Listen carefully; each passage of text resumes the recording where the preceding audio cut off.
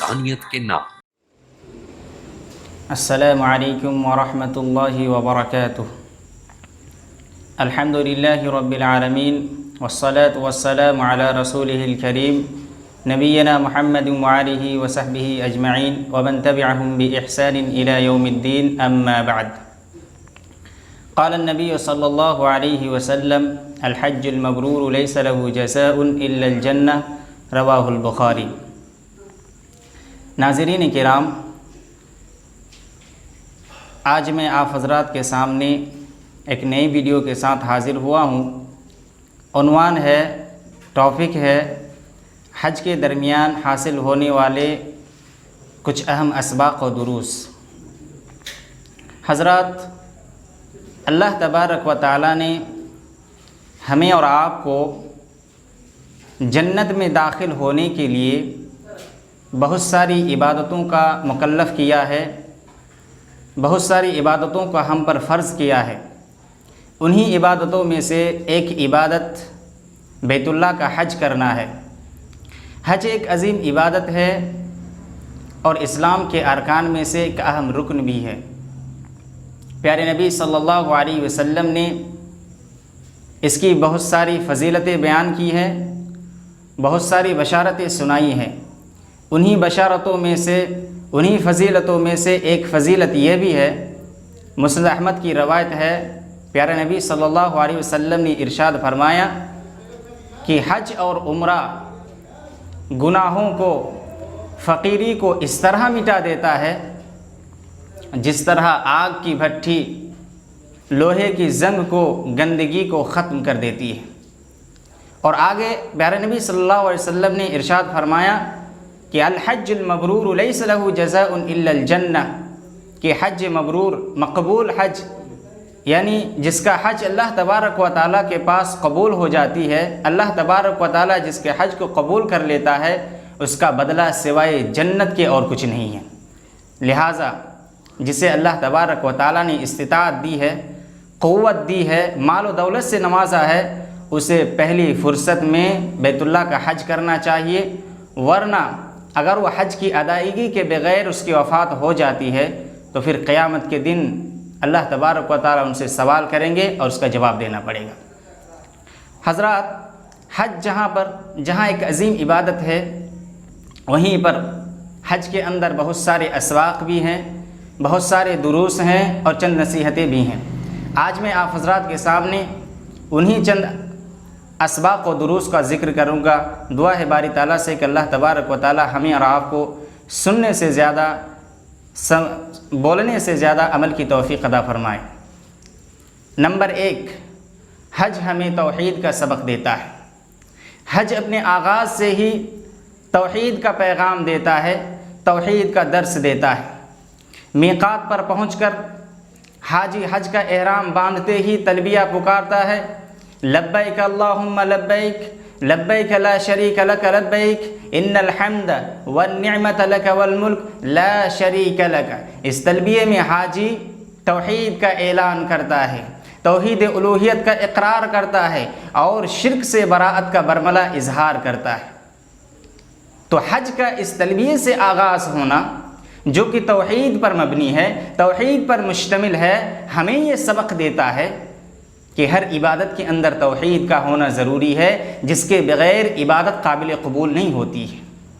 بلکہ کسی بھی عبادت کی قبولیت کے لیے پہلی شرط توحید کا ہونا ہے۔ اور حضرات، توحید سب سے بڑی نیکی ہے۔ اسلام کے اندر سب سے افضل عمل توحید ہے۔ پیارے نبی صلی اللہ علیہ وسلم کو 12 سوال کیا گیا، بار بار پوچھا گیا، ای الاسلام افضل، ای العمل افضل، کہ اسلام کے اندر سب سے بہتر عمل کیا ہے، اسلام کے اندر سب سے افضل عمل کیا ہے، سب سے بڑی نیکی کیا ہے۔ تو پیارے نبی صلی اللہ علیہ وسلم نے ہر سوال کے جواب کے شروع میں کہا کرتے تھے، ایمان باللہ ورسولہ، کہ اللہ اور اس کے رسول پر ایمان لانا یہ اسلام کے اندر سب سے افضل عمل ہے، سب سے بہتر عمل ہے اور سب سے بڑی نیکی ہے۔ اور حج ہمیں اسی توحید کا سبق دیتا ہے۔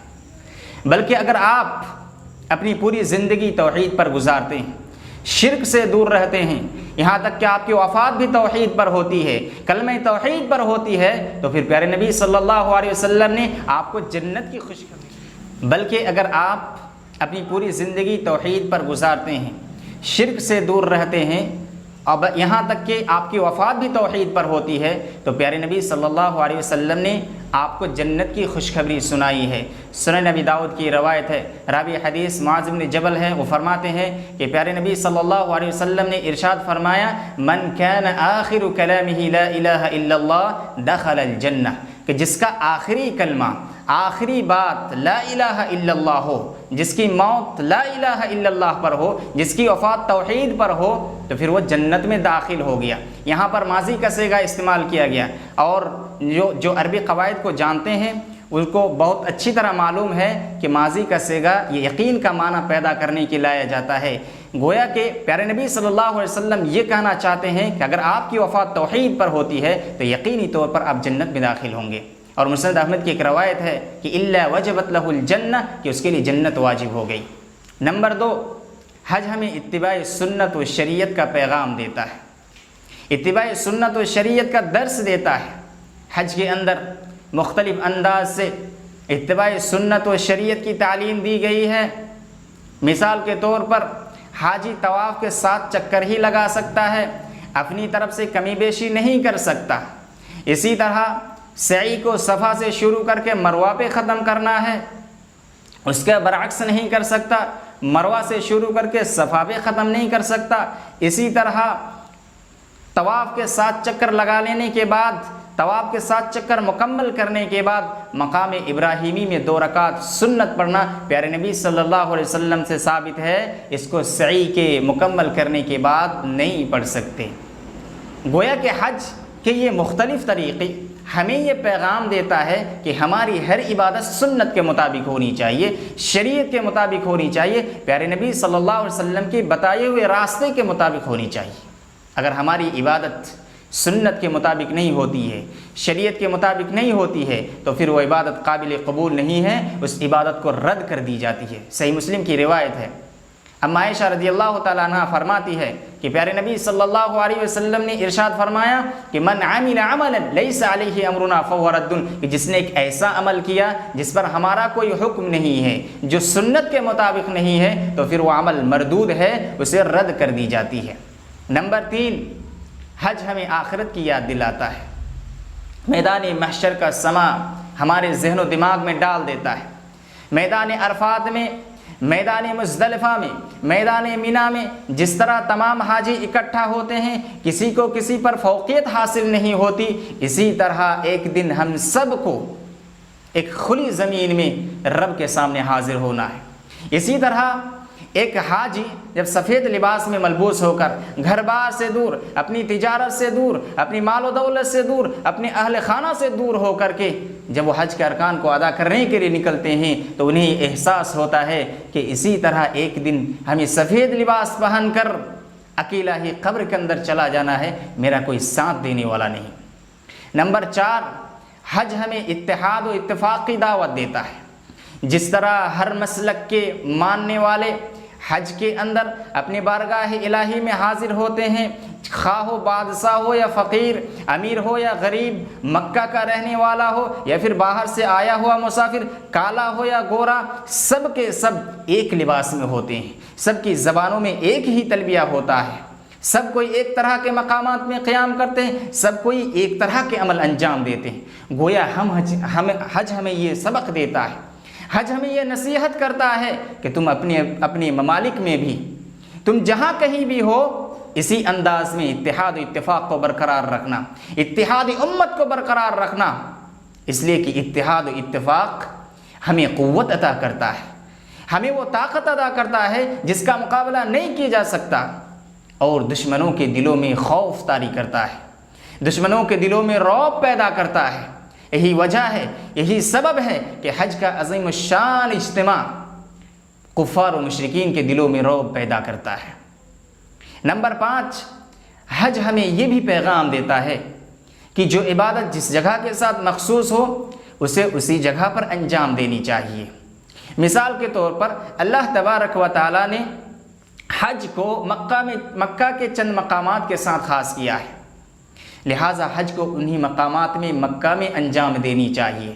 اگر جگہ بدل جائے، اگر کوئی دوسری جگہ حج کے ارکان کو ادا کرنا چاہے، اپنے اپنے ملک میں کعبۃ اللہ بنا لے، میدان مزدلفہ، میدان مینا، میدان عرفات بنا لے اور حج کے ارکان کو پورا کرنے لگے، تو اس کا حج نہیں ہوگا، حج کی نیکی نہیں ملے گی، بلکہ دین کے اندر ایک نئی ایجاد شمار کی جائے گی، اور حج جو ایک عظیم عبادت ہے اس کے لیے باعث عذاب بھی بن سکتی ہے۔ نمبر 6، حج ہمیں یہ بھی پیغام دیتا ہے، حج ہمیں یہ بھی درس دیتا ہے کہ جو عبادت جس وقت کے ساتھ خاص ہے اسے اسی وقت میں انجام دینی چاہیے، بلکہ اس کو اسی وقت میں انجام دی جائے۔ مثال کے طور پر اللہ تبارک و تعالیٰ نے حج کو حج کے مہینوں کے ساتھ خاص کیا ہے، حج کو حج کے مہینوں کے ساتھ خاص کیا ہے، یعنی شوال، ذوالقعدہ، ذوالحجہ کے ساتھ خاص کیا ہے۔ اگر آپ حج کرنا چاہتے ہیں، حج کا قصد کرنا چاہتے ہیں، تو آپ کو انہی مہینوں میں جا کر کے حج کرنا پڑے گا۔ اگر آپ دوسرے مہینے میں جا کر کے حج کرنا چاہتے ہیں، ان حج کے ارکان کو مکمل کرنا چاہتے ہیں، تو پھر آپ کا وہ حج اللہ تبارک و تعالیٰ کے ہاں قابل قبول نہیں ہوگا۔ یہ تھے حج کے درمیان حاصل ہونے والے چند اہم اسباق و دروس۔ دعا ہے باری تعالیٰ سے کہ اللہ تبارک و تعالیٰ ہمیں اور آپ کو اسلامی شریعت کے مطابق عمل کی توفیق عطا فرما۔ آمین وآخر دعوانا ان الحمد للہ رب العالمین۔ السلام علیکم ورحمۃ اللہ وبرکاتہ۔ اللہ کے دین کی دعوت اور لوگوں تک پہنچانے کے لیے اس ویڈیو کو ضرور لائک، شیئر، کمنٹ اور سبسکرائب کریں۔ آپ کے اس چینل کو اور بہتر بنانے کے لیے آپ کا ساتھ ضروری ہے۔